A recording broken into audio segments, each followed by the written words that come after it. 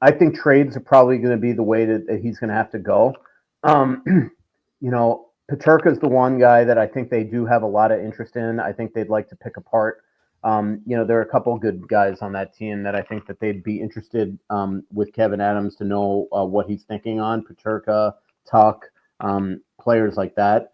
But those players are going to cost significant assets. And, I don't think a Rossi for Peterka move is something that would really interest Buffalo. Maybe it would. Again, if you trade for Peterka, you're going to have to give him probably the $8 million or more that Rossi wants on a long-term deal. So is JJ Peterka currently and going to be a better player than Marco Rossi? That's the big question. I love him as a player. I love him. I've sat down with him twice in European media tours in Stockholm and Prague.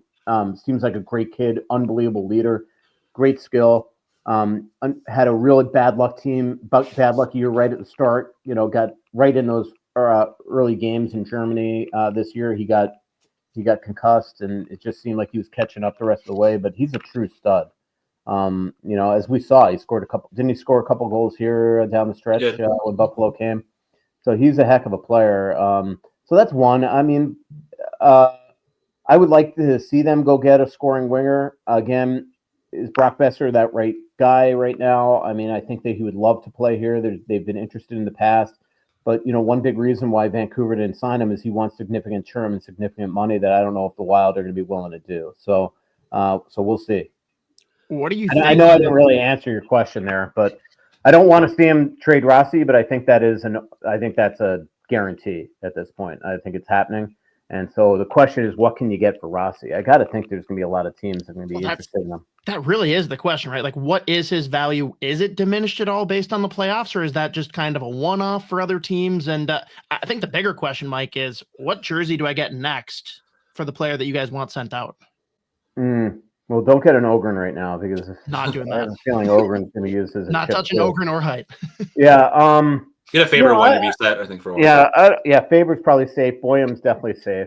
I don't know. What do you think on what the value is? Well, I can tell you, again, that threshold I was telling you about, and we'll get the updated Group 2 free agent offer sheet thresholds here around mid-June. But last year's, it was like 6.891, I think, was the max for to go before you went to the next threshold. And that's a first and a third. So as compensation. So what I'm telling you is that if Bill Guerin is going to trade him because he's convinced that Ian Pulver is shopping for an offer sheet and he thinks that offer sheet's going to be in that threshold, whatever trade he's got to look at that value and say, is it better than a first round pick and a third round pick that I would get as compensation for losing Rossi in an offer sheet? Hopefully I'm making sense to that. So you want to make sure that it's at least that. I would hope they'd get a really good player back for somebody like him. There's going to be teams that need second line centers. I don't know if you want to trade him in division, but Colorado's got to do something now. I mean, clearly, what they've tried to do down the stretch didn't work. And traded away Middlestat. They haven't replaced Kadri, all that type of stuff. There's a lot of teams that I would think that would be interested in Rossi. Vancouver. Rangers, there's a good amount of teams. Can you? I guess my question: scoring the game-winning goal in a playoff series against the Wild? Yeah, I wouldn't probably after what happened with Rantanen trade him in division. Tough. I just it's just I don't know even yesterday when we were asking about Marco Rossi, John Hynes talked him up, but Bill Guerin certainly didn't, and it was more like here Ryan Hartman deserved this. Where were we going to put Marco Rossi? Well, I have an idea. Instead of Freddie Gaudreau, there's definitely ways that he could have been elevated in the lineup. There just doesn't seem to be a lot of love for him, and they seem to discount the fact that he had 24 goals, 60 points, that he scores all his goals from inside 5-10 feet, that he played. Every game, that they do not make the playoffs if not for Marco Rossi. Like his wins above replacement this year. I mean, just look at the number of times he scored 6-on-5 goals and overtime winners, and they do not make and we know that if they had one less point, they don't make the playoffs, right? So, I think that they're just discounting the fact that how important he was to this team. That when you know, like when the beginning of the time of Kaprizov being out, you know, Marco was really the one that was sort of carrying him at that time. Now he had a tough second half. I think he hit the wall a bit. He was playing through injuries. You know, and obviously he was minus 9 in his last 12 games going into the playoffs. In the playoffs, he wasn't very good in game 1, was on the ice for some game-winning goals in both games 5 and 6.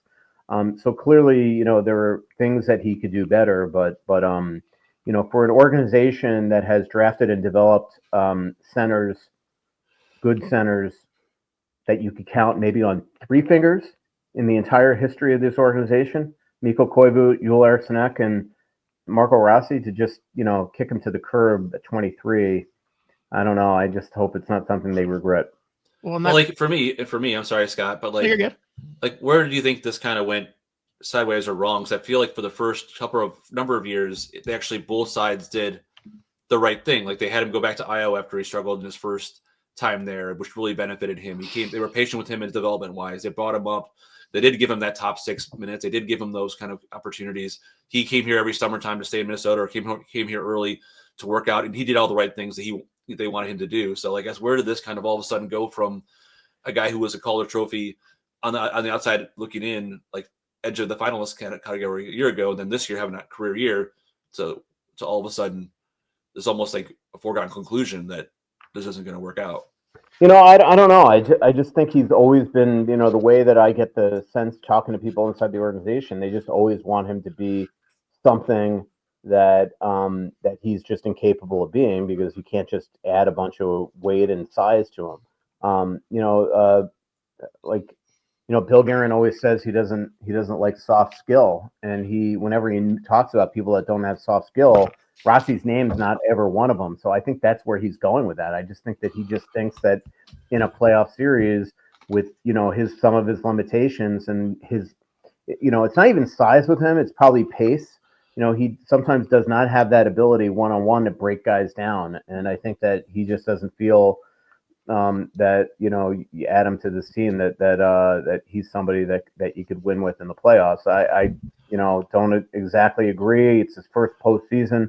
I know he had defensively some issues again on the game's 5 and 6 goal when he was on the ice. So, you know, I think probably in a lot of ways John feels a little bit vindicated because he had his paw prints on both those. But you know, I don't know. I do think that he deserves better. I just think that he's a heck of a player, a heck of a pro, and you know, but they got Europe coming. They have this edict that they got to go, you know, clearly make some moves this offseason. And unfortunately, there's just only so many positions that go around. And like, I get it. They don't want to give him an 8-year deal at $8-9 million. I totally get that. And I think they probably feel at 5 times 5, they offered him a really quality contract. And you know, I think they did. And you know, that's Anton Lundell's deal. That's Dylan Strome's deal. He didn't accept it, and that probably angered the organization even further. Like, what more you want? The problem is that now you can't even, like, I thought a 3-year deal would be perfect for Rossi the way the cap's going. But now, what's the incentive for him to sign a 3-year deal if he thinks he's going to be buried in the lineup and not have a chance to hit that home run contract on his next contract, whether it's here or elsewhere? So, you know, that's the point of a bridge deal, is that both sides now can sort of kick it down the curb for a while. But if Rossi thinks he's a 3rd or 4th line center here, he's not going to sign that. It makes no sense.